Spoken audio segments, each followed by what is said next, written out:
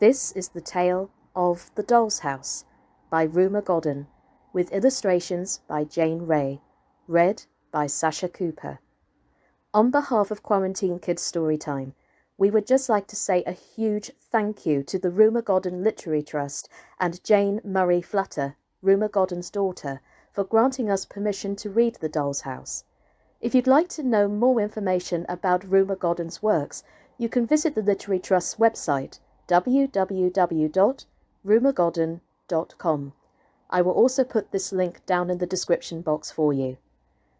Thank you once again for tuning in, so sit back, relax, and enjoy the adventures that Totty and her friends have.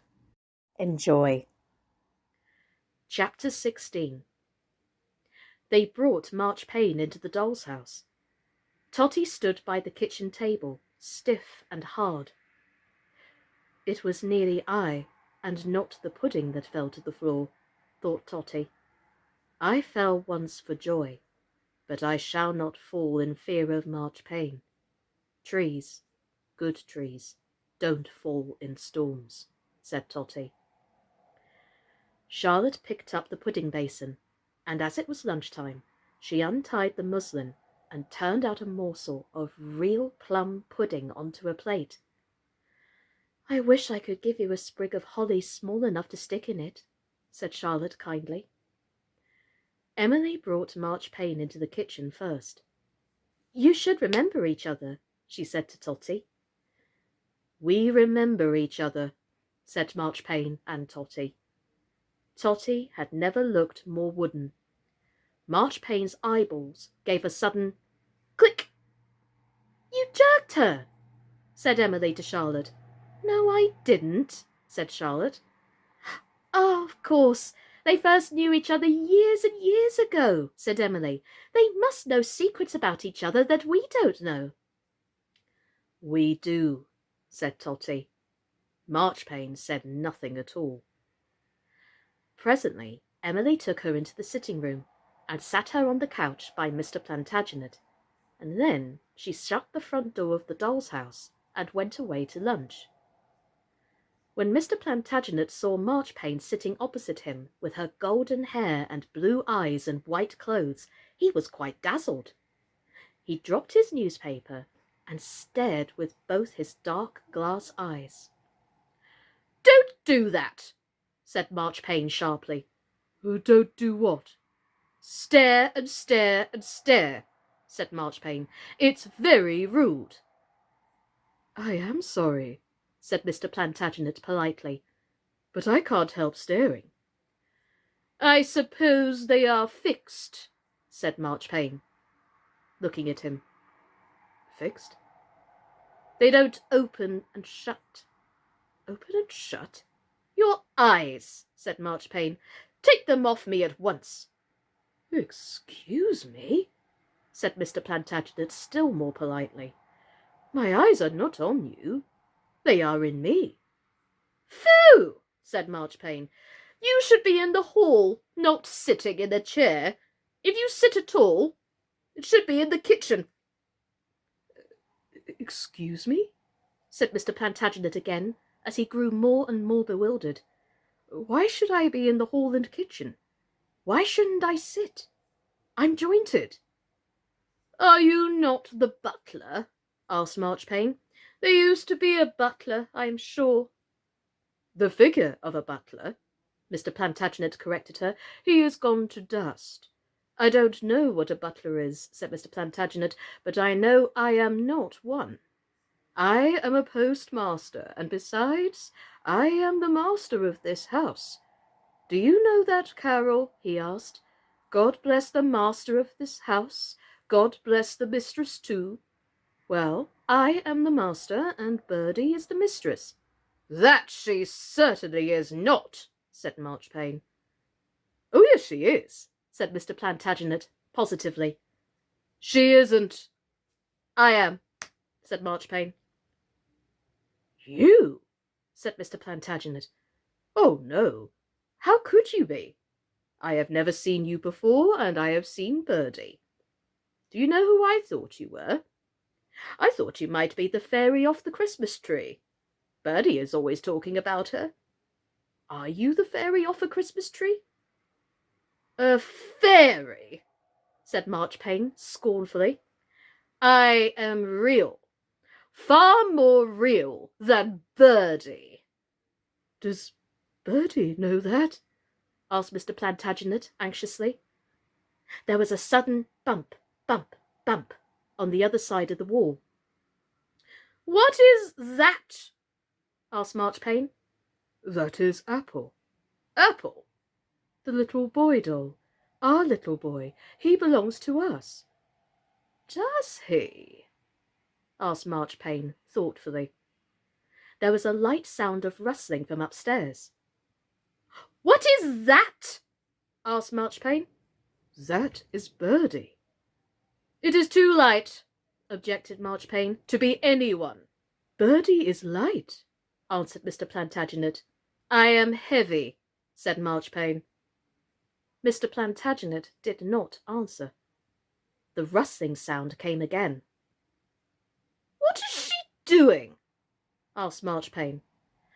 "I expect she is dusting the paper chains with her feather broom," said Mr. Plantagenet. "Paper chains? With a feather broom? What a very odd thing to do. What did you say her name was?" "Birdie." "It does sound like a bird rustling," said Marchpane. Mr. Plantagenet thought of that, and it seemed to him that Marchpane was right, and Birdie was truthfully very like a bird, a small, light bird with thin legs and bright eyes. "One that goes for short flights," thought Mr. Plantagenet. "One that collects bits of things to make in its nest." Yes, Birdie in her bedroom, busy with her private affairs, twig after twig, was very like a birdie building its nest. "It's an aggravating noise," said Marchpane. "I like to hear her," answered Mr. Plantagenet, and his voice sounded as if it was smiling. "I wish you would stop her." "Oh, no," said Mr. Plantagenet. "I shouldn't like to disturb her." "I shall disturb her," said Marchpane. "Oh, but you wouldn't. You couldn't," cried Mr. Plantagenet in alarm. "Why not?" asked Marchpane.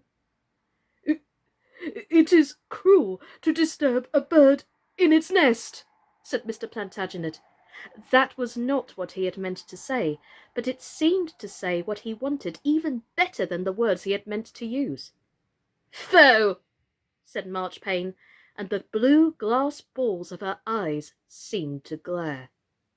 Mr. Plantagenet felt quite frightened. "Oh," yawned Marchpane, "I do wish Emily and Charlotte, or whatever their names are, would come and put me in my own room." At that, a thought came into Mr. Plantagenet's mind.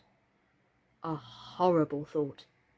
To make quite sure, he went in his mind through the whole doll's house, through the kitchen and hall, sitting room, and the upstairs pink room and blue room. Then he looked at Marchpane. "Excuse me," said Mr. Plantagenet timidly, "but, which is your room?"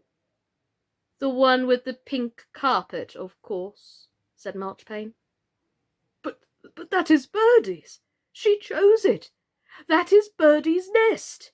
He meant to say room, but he was so upset that he was confused, and again nest seemed to suit Birdie better than room. "That is Birdie's nest. Bedroom." "If you really want to know," said Marchpane in her flat, heavy voice, "the whole house is mine." "What?" cried poor Mr. Plantagenet. He could not believe his little porcelain ears. "But it is our house, ours, that we dreamed of, that we wanted, that we wished for," said Mr. Plantagenet. "I can't help what you did for it," said Marchpane, yawning. "It is mine, mine, and really," said Marchpane, yawning again. "I can't live in it with all these people, bumping and rustling, and have silly ideas that it is theirs. I must tell Emily and Charlotte," said Marchpane, and she yawned still once again. "Oh, don't say that! Don't say that!" cried poor little Mr. Plantagenet. "But I do say it," said Marchpane. But you don't understand. This is our house. It is full of us. It was for us. We were on the hearthrug when the letter came. We saw Emily and Charlotte clean it and make it new again, and we helped them by wishing. We wished so hard, you don't know. We waited for the curtains and the blankets on the beds and the couch and chairs. You don't know. Now I shall go every day to the office and come back again. And this Christmas was so beautiful. You don't know, panted Mr. Plantagenet.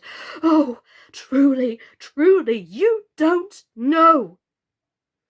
What you don't know, and had better know, said Marchpane, is that I was here in this doll's house, long, long years ago, long, long before any of you.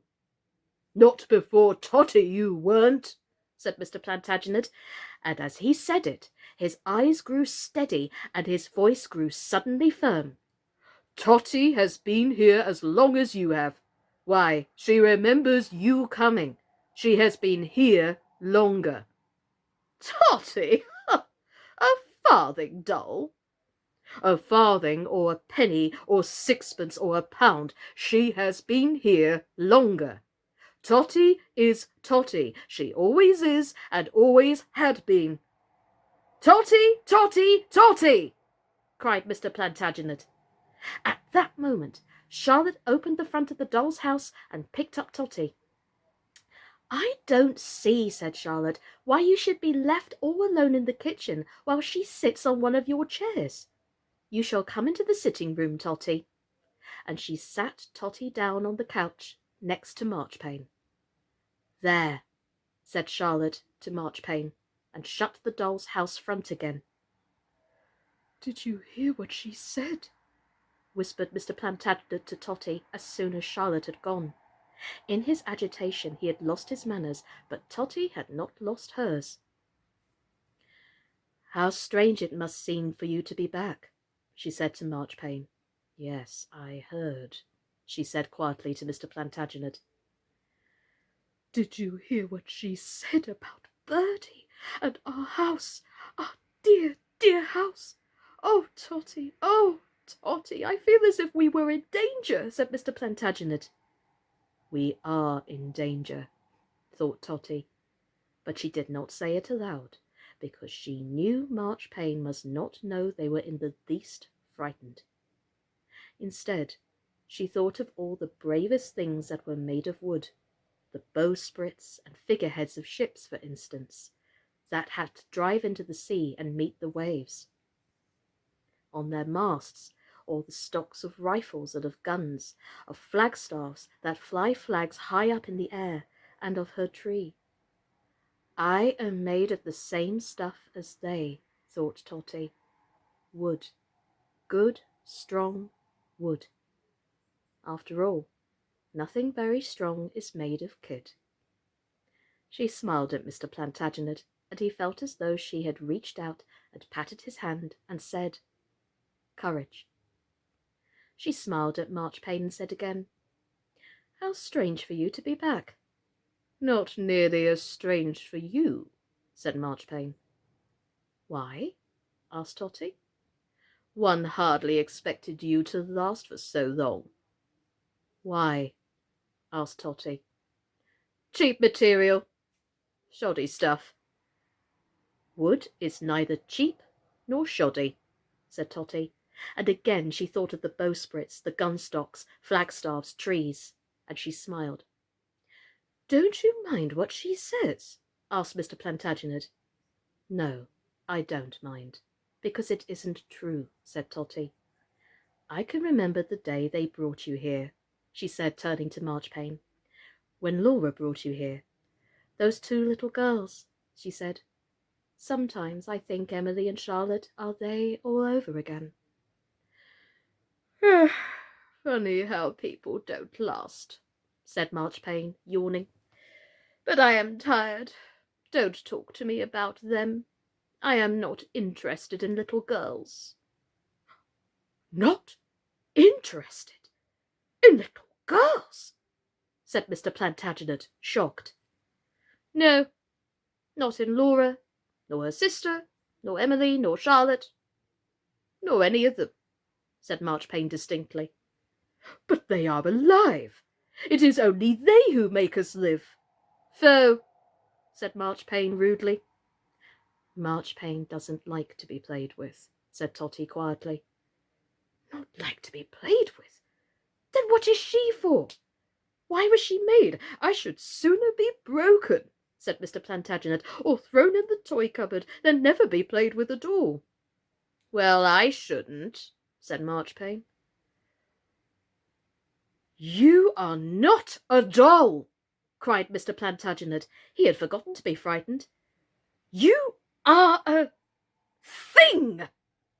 And then he remembered and cried, Oh, what are we going to do, Totty? We must wish, said Totty openly. She was no longer trying to be polite to Marchpane. We must wish, and we must never stop wishing for a moment. I can wish too, said Marchpane. I am heavier than you. To be heavy doesn't mean to be strong, said Totty. I am very strong. Nothing, said Totty. Nothing could be stronger than good, plain wood. I hope she's right, boys and girls, ladies and gentlemen. What is going to happen now that Marchpane is in the doll's house? Tune in tomorrow as the story continues. My name's been Sasha Cooper, and this is The Doll's House by Rumer Godden. Take care, everybody, and stay safe. See you tomorrow. Bye.